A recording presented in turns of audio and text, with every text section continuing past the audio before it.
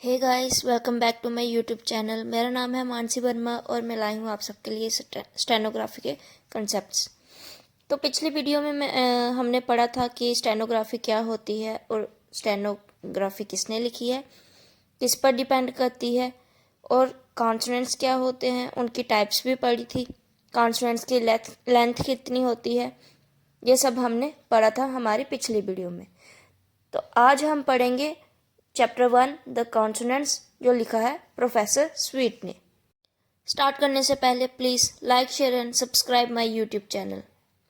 तो चलिए स्टार्ट करते हैं चैप्टर नंबर 1 द कॉन्सोनेंट्स, जो लिखा है प्रोफेसर स्वीट ने। कल हमने पढ़ा था शॉर्ट हैंड का कुछ अपना बेसिक होता है जिसको हम कॉन्सोनेंट्स कहते हैं या फिर स्ट्रोक्स भी कहते हैं, और ये टोटल 26 होते हैं। कॉन्सोनेंट्स होते क्या हैं? Consonants are the result of audible friction और stopping of breath in some part of mouth और थ्रोट। जब हम कॉन्सोनेंट्स को बोलते हैं तो हमारे जो गले से आवाज़ निकलती है वो कहीं जाके रुक जाती है, थोड़ा स्टॉप हो जाती है, उसको कहते हैं कॉन्सोनेंट्स। जैसे पी, बी कहीं जाके रुक रही है, लास्ट में जाके रुक रही है, स्टॉपिंग लग रही है उसको। नेक्स्ट है क्लासेस ऑफ कॉन्सोनेंट्स। कॉन्सोनेंट्स कुल 6 क्लासेस में डिवाइड हुआ है। पहली है explodents. The first 8 consonants represented by straight stroke. पहले जो 8 कॉन्सोनेंट्स हैं जो स्ट्रेट लिखे होंगे, स्ट्रेट स्ट्रोक में लिखे होंगे, उनको कहेंगे हम explodents. Continuants, the next 8 represent by upright और स्लोपिंग कर्ब्स। जो आगे के 8 हैं वो कर्ब्स में होंगे, स्लोपिंग कर्ब्स होगी, ठीक है, उनको हम बोलेंगे continuants. Nasals, the next 3 represented by horizontal curves. जो आगे के 3 हैं उनको हम रिप्रेजेंट करेंगे हॉरिजॉन्टल कर्व से, हॉरिजॉन्टल कर्व से उनको बोलेंगे हम नेजल्स। लिक्विड होते हैं अगले 2 जो अपवर्ड लिखे जाएंगे और डाउनवर्ड लिखे जाएंगे। अपवर्ड स्ट्रोक भी आर होगी और डाउनवर्ड स्ट्रोक भी आर होगी उसमें, और एक अपवर्ड स्ट्रोक एल होगी, उनको बोलते हैं लिक्विड। अगला है कोलसिकेंट्स। कोलसिकेंट्स को हम बोलते हैं the next two way and ये आर कॉल्ड कोलसिकेंट्स। ये जो वे है और जे है, ये है, इनको हम बोलते हैं कोलसिकेंट्स। एस्पेड होते हैं द लास्ट 2, जो लास्ट वाले 2 बचे हैं, हे, यानी कि इनको हम बोलते हैं एच।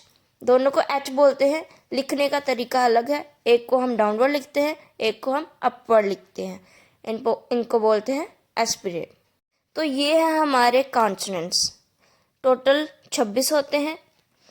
पहले जो 8 होते हैं वो एक्सप्लोडेंट्स होते हैं, जो नेक्स्ट 8 होते हैं वो कॉन्टिन्यूएंट्स होते हैं, नेक्स्ट 3 नेजल्स, फिर 2 जो हैं लिक्विड हैं और 2 हैं कोलसिकेंट्स।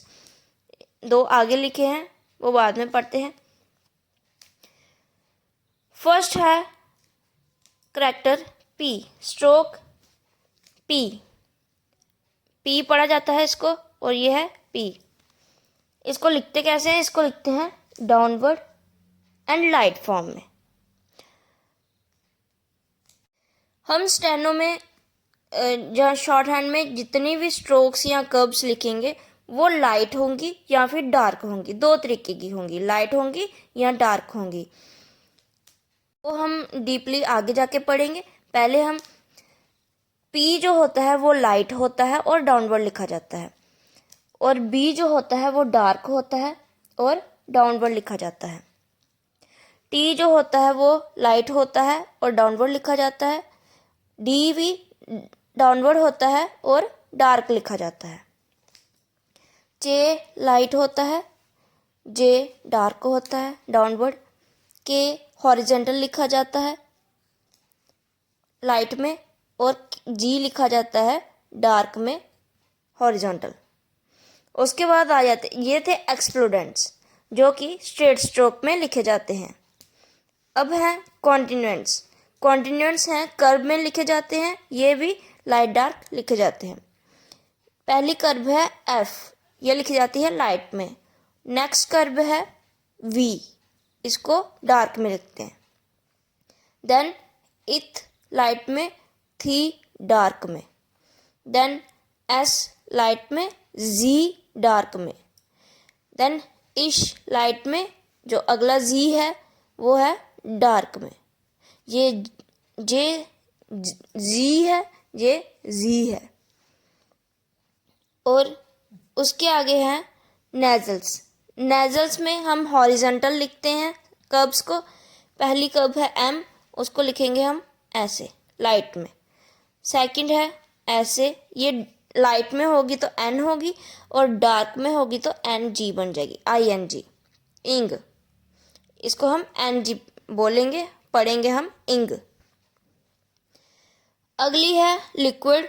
लिक्विड में अपवर्ड एल आता है, डाउनवर्ड एल आता है, सॉरी डाउनवर्ड आर आता है और अपवर्ड आर आता है।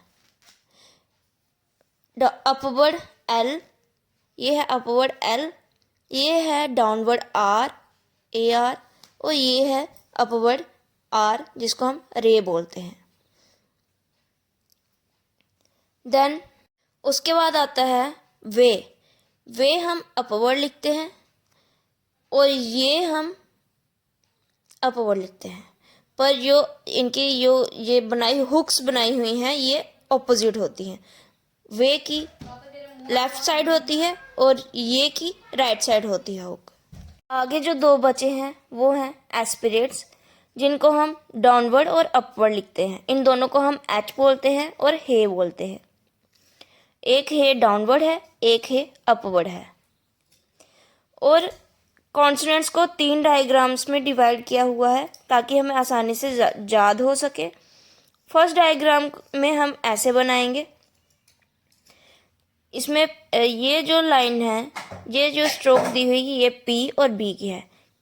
क्योंकि पी और बी हम ऐसे ही लिखते हैं, पी एंड बी डार्क। ये था पी, ये था बी, हम ऐसे ही लिखते हैं, तो ये ऐसे ही बनाई हुई है। इधर से देख के हम ये स्ट्रोक्स बना सकते हैं। ये पी है, बी डार्क होगा, T light, D dark, J light, J dark, R light, ये अपवर्ड होगा, ये सारे डाउनवर्ड होंगे। K horizontal, G horizontal, K light, G dark होगा। इसके आगे की डायग्राम है कर्व्स की। पहले है अपवर्ड एल, इसको हम ऐसे लिखेंगे अपवर्ड एल। इसको हम ऊपर की साइड लिखेंगे अपवर्ड, ये एल है। ये डाउनवर्ड आर है, इसको ऐसे लिखेंगे डाउन की तरफ, ये आर है। ये है, इसको ऐसे लिखेंगे डाउन की तरफ, ये है एफ और बी। ये लाइट में होगा तो एफ होगा, डार्क में होगा तो बी होगा। इसको ऐसे लिखेंगे इस तरफ, ये होगा इश और जी। इश होगा तो लाइट होगा, जी होगा तो डार्क होगा। नेक्स्ट है, ये भी कर्व्स ही हैं, हॉरिजेंटल और वर्टिकल कर्व्स। हॉरिजेंटल कर्व्स कौन सी है? हॉरिजेंटल है एक एम की कर्व जो लाइट में होगी, और एक एन और एन जी की कर्व। एन होगा तो लाइट होगा, एन जी होगा तो डार्क होगा। यह है एस और जी। एस होगा तो लाइट होगा, जी होगा तो डार्क होगा। ये इथ और थी, इथ होगा तो लाइट होगा, थी होगा तो डार्क होगा। इन दोनों को हम पढ़ते हैं टी एच, थ। और इन दोनों को लिखने का तरीका है, इसको हम सर्कल डाल के नीचे डाउनवर्ड ले जाएंगे और सेकंड वाले को सर्कल से ही बनाएंगे और अपवर्ड जाएंगे। बनाना सर्कल से ही है, एक सर्कल राइट साइड, एक सर्कल लेफ्ट साइड। और जब भी हम इन स्ट्रोक्स को लिखेंगे, हम एक ही बार पेंसिल को प्रेस करेंगे। अगर हमें लाइट में लिखना है तो हम थोड़ा हल्का हाथ लेंगे, हल्के से लिखेंगे। और अगर हमें डार्क में लिखना है, थोड़ा पेंसिल को प्रेस कर लो, पर लिखना एक बार में है। एक बार में ही है। ये नहीं करना है कि उसको बार बार पेंसिल को घुमाते रहे, ये सही तरीका नहीं है।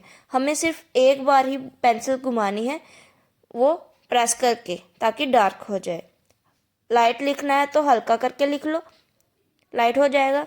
और डार्क लिखना है तो एक बार पेंसिल को जोर से प्रेस कर लो, वो डार्क हो जाएगा। और स्टेनोग्राफी में अगर हम स्टार्ट कर रहे हैं तो हमें पेंसिल, इरेजर, शार्पनर यूज़ करना चाहिए, क्योंकि अगर हम स्टार्टिंग में ही पेन से लिखने लगेंगे तो हमारी कितनी सारी गलतियां हो जाएंगी नोट्स बनाने में। तो गलतियां कर करके नोट्स अच्छे नहीं बनेंगे।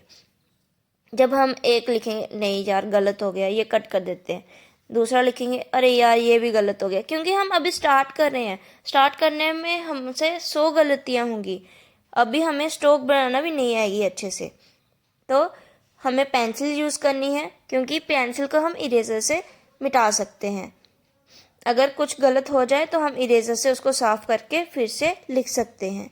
तो इसलिए पेंसिल का यूज़ करना है, पेन का यूज़ नहीं करना है। तो आज के लिए बस इतना ही, बाकी का हम अगली वीडियो में पढ़ेंगे। Bye bye, take care, keep watching my YouTube channel. Thank you.